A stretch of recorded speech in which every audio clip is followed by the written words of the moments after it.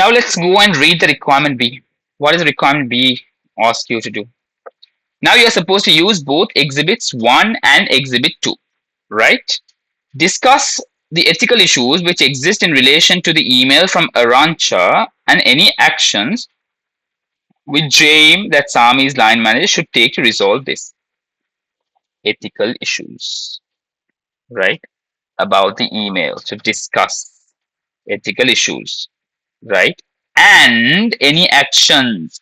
So you talk about the issues, you have to talk about the actions. You have to respond it in two sections. So whenever you are responding to an ethics related question, you always focus on ethical issues, number one, ethical issues. And when you are focusing on ethical issues, what should come into your head or what should pop into your mind is the ethical principles, number one. Principles meaning ACCA code of conduct, right? So, what are the principles that are outlined? Integrity, objectivity, professional competence and due care, professional behavior, and then confidentiality.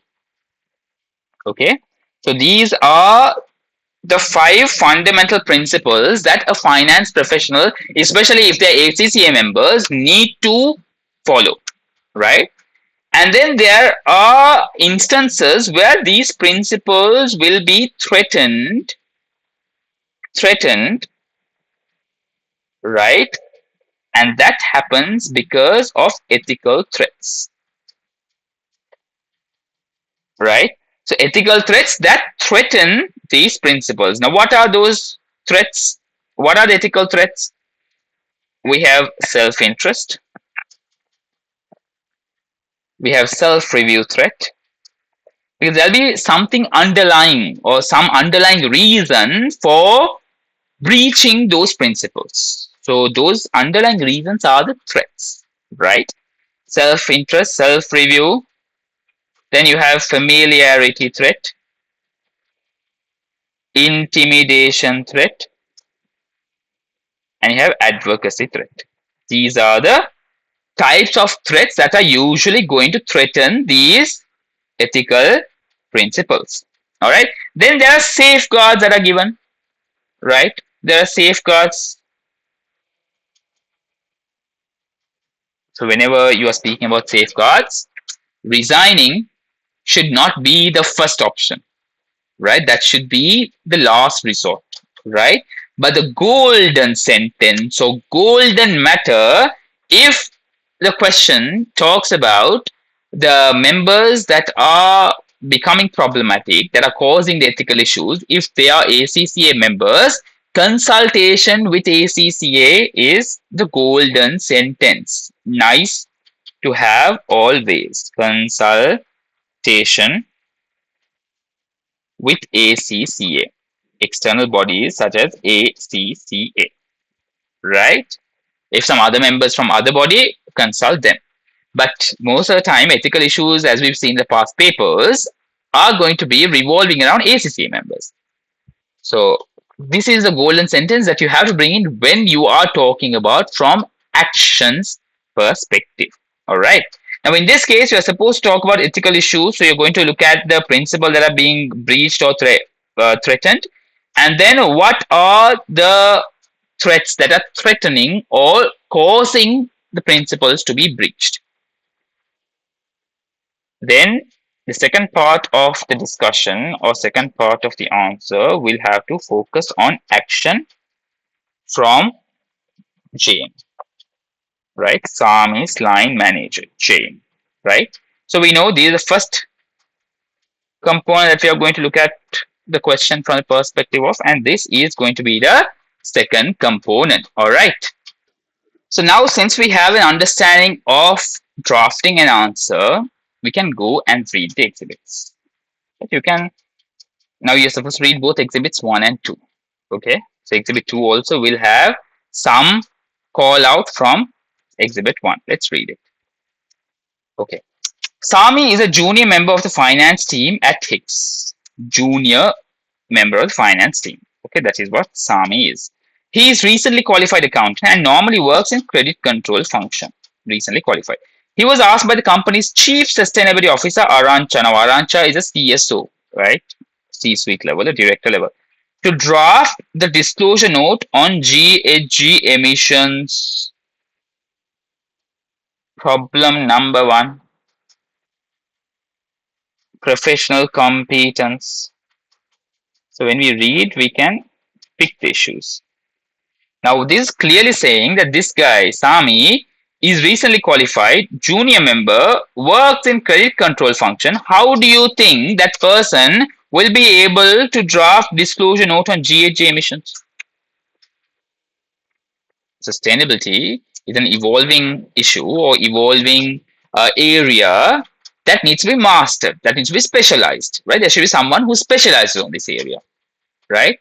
But Sami, who is specializing in credit control, is being given the task of drafting disclosure notes. That's issue number one. Now, why is Arancha asking Sami to draft? Maybe there would be some underlying reason of convenience. Let's read what it is. Arancha has reviewed the draft disclosure note and sent Sami an email. Sami is unsure how to respond to his email and has asked for advice from his line manager, James. Right now, Sami's line manager is James. Sami, Arancha, and James are all ACCA members, meaning they will have to abide by ACCA code of conduct, meaning they are bounded within the boundaries of the principles that we just discussed. Okay? And consultation with the ACCA is going to be golden here as we read, right? There should be some sort of a consultation with the ACCA that James will have to do, right, as an action. Right? So that's something that we can think about initially itself when we are just reading the term that they ACCA members, right? Right. To Sami Alistair finance team, from Arancha Baines, Chief Sustainability Officer, subject draft emission disclosure. Right. Now, usually CSO, Sami has a line manager, James. Right. If you look at from practical perspective, real world perspective, will a director directly reach out to a junior employee? Are they supposed to? Or is there a line of command? Is there a hierarchy? Right. James is a line manager. So CSO can reach out to James, right? Asking them to help get them a resource or get Sami to do this work, maybe. Yeah. So that's the line of command that ideally hierarchy that needs to be followed in a practical real world setup. Okay. Right. But here, that's not happening. Sami, thank you for drafting the GHG emissions disclosure while I was away. It was a great help that you agreed to this because no one else had any spare time and it meant that I didn't have to work during my holiday. Here you go. Underlying reason. Why is she asking someone, not an expert, to do something that they may not be competent in doing? Self interest. Self interest. Right? Holiday. Right? They want to enjoy, maybe. CS want to enjoy, take time off. So that's self interest, right? It's important that a sustainable report shows Hicks in the best light. That's when you read the best light itself, that needs to give you another red flag, breaching the principle of objectivity. What does objectivity ask you to do? Unbiased opinion. Show the real picture. You should be neutral and show the real picture as it is. You're not supposed to show it a better picture or a worsening picture, right? Be neutral. That's what objectivity requires. But what is Arancha saying? Showing Hicks in the best light is one of the important factors. Not only will our suppliers use it to calculate their own scope 3 emissions, but we can also use it as a marketing tool to attract climate conscious customers. We should be using the sustainable report to promote Hicks as a green option of cruise lines. Okay, they're not being honest. Dishonesty. Integrity is being breached. Why? They are being dishonest and they are misleading the customers, right? They are trying to attract customers through misleading information. Now, when there is a misleading information that is being brought in to show a company in a better light, what is that called? That is called greenwashing.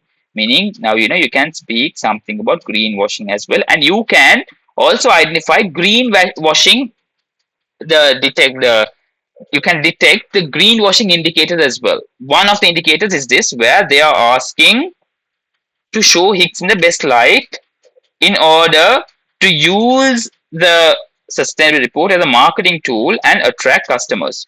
Greenwashing, right? Showing in better light, right? Now we understood that's a greenwashing indicator number one. The first draft of disclosure is excellent. However, I need you to make a few amendments. Now she's requiring some amendments. The request of amendments. Let's see what the requests are. Right? Are they reasonable or are they not? Let's see. I don't have time to do this as I have some unexpected and urgent issues to deal with. Please, can you do the following? Still dealing directly with Sami. No JAME involved so far. Your draft disclosure needs some changes to be compliant with IFRS S2 climate related disclosures. I have a checklist which I'll share with you to make sure that we get it right. Fine.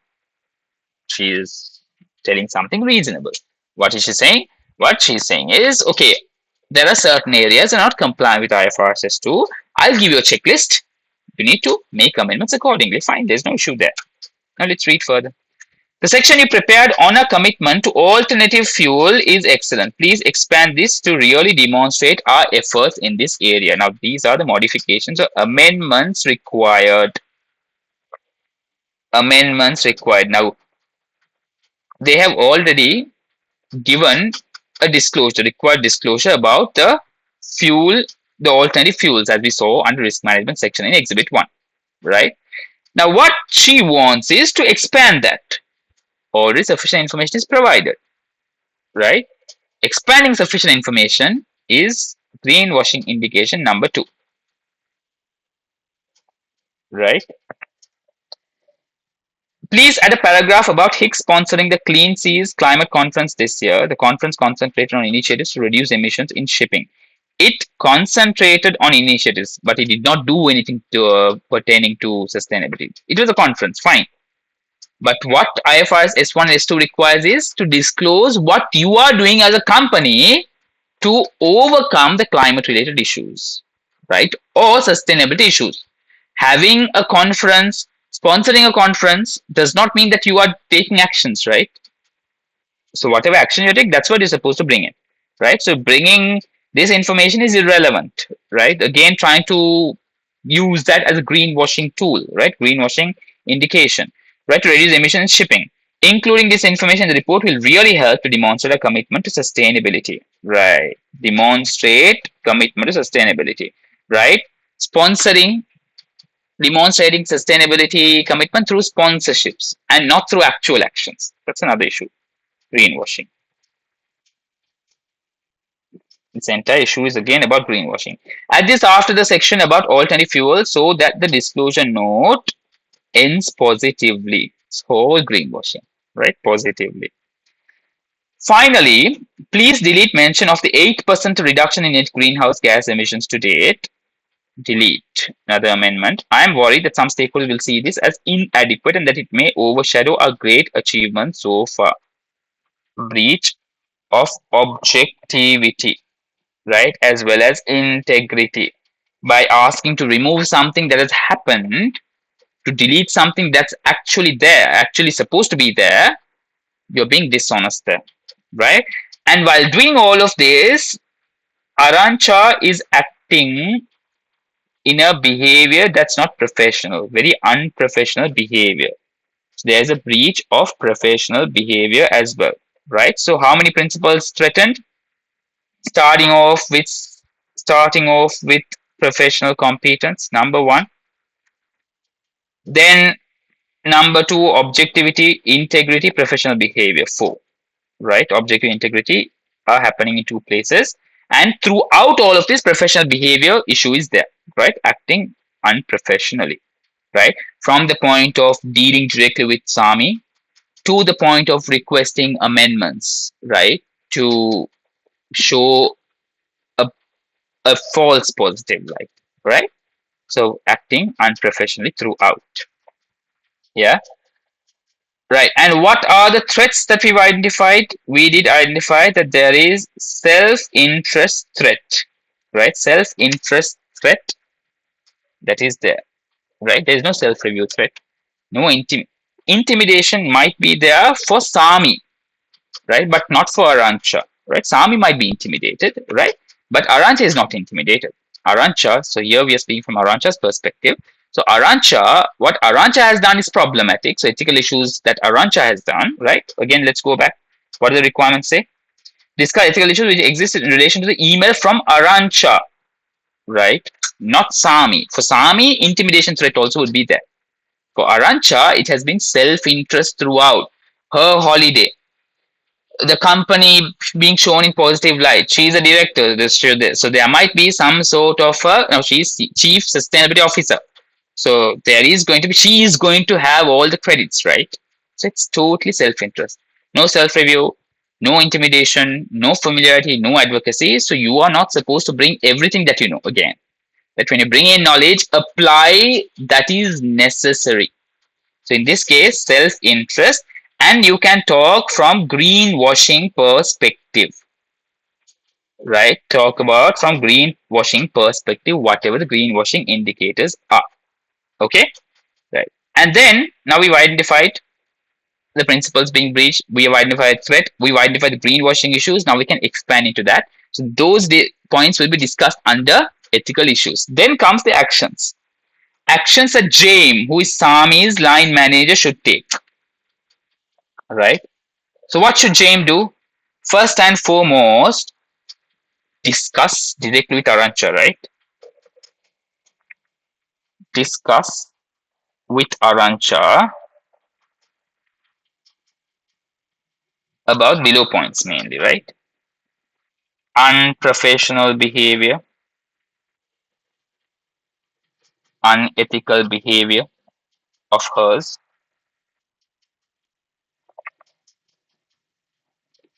Then, as I identified, chain of command or hierarchy. If Arancha has to do something, talk to James. James will allocate someone who is professionally competent, maybe. Maybe James would know who is competent, who is not, right? And then highlight how the draft is not fully compliant, and alongside this point also mention the importance of getting it redrafted by an expert, by a subject expert, right, who is professionally competent. All right. Then point out greenwashing issues